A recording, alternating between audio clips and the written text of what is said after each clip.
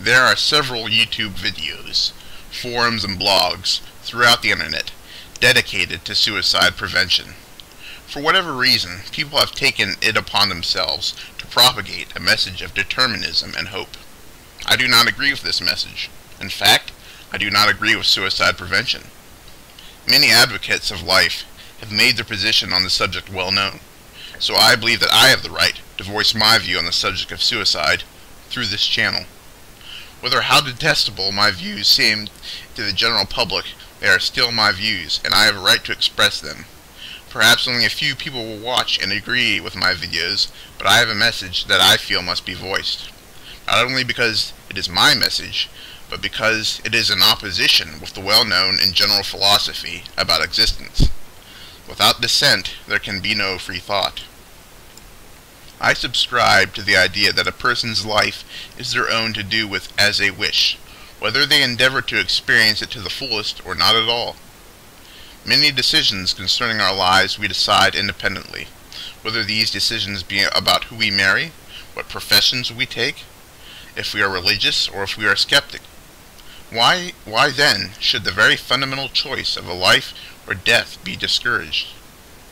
We can make rational choices about our life, and we should be able to make rational choices about our death. There are many reasons why a person might choose suicide.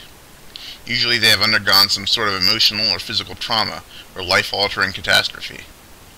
The typical response to such people is to just deal with it, or toughen up, or you don't know how good you got it.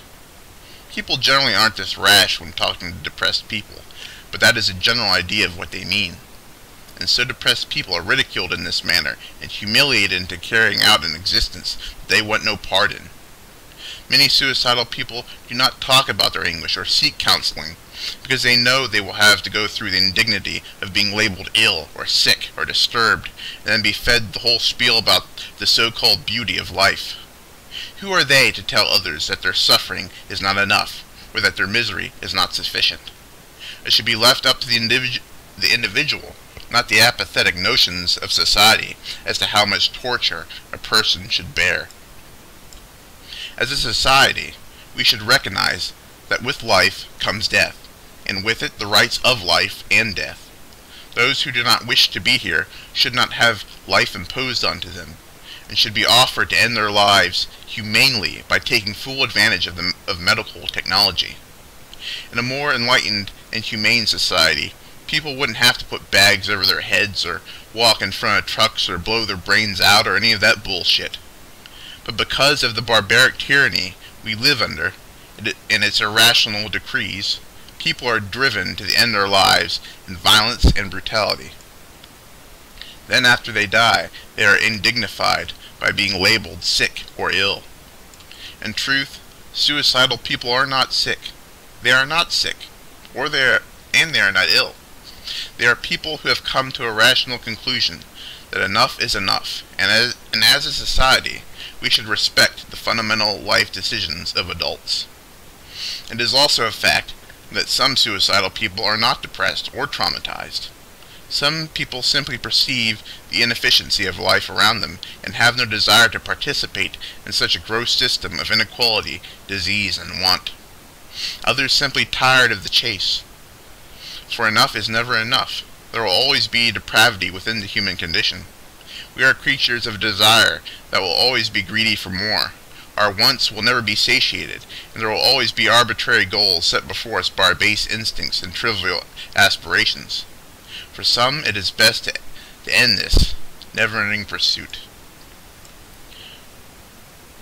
Perhaps a person was once suicidal, but have come across good fortune, and for that lucky stroke now enjoy their lives. So be it.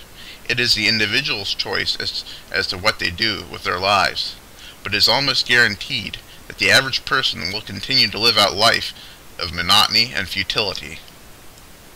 This is merely an introduction video. I plan to make several more videos defending the choice of suicide. In the future, I will cover issues such as psychiatry and psychology, religion and science, philosophy and ethics, abortion and euthanasia, economics and politics. Perhaps only a few will watch my videos and still fewer agree with them. Nevertheless, I believe I have an important message that must be professed. Mayhap a few people will take solace in the one place that speaks to their hearts and doesn't bullshit them. And perhaps, someday, someone will watch my videos and so conclude to end their life. If that is to come to pass, then so be it. For in the end, it is the individual's responsibility as to what they do with their lives. And if a person decides to hear a message, then in turn, they also bear the responsibility to think for themselves. And I do. And I too also intend to commit suicide one day.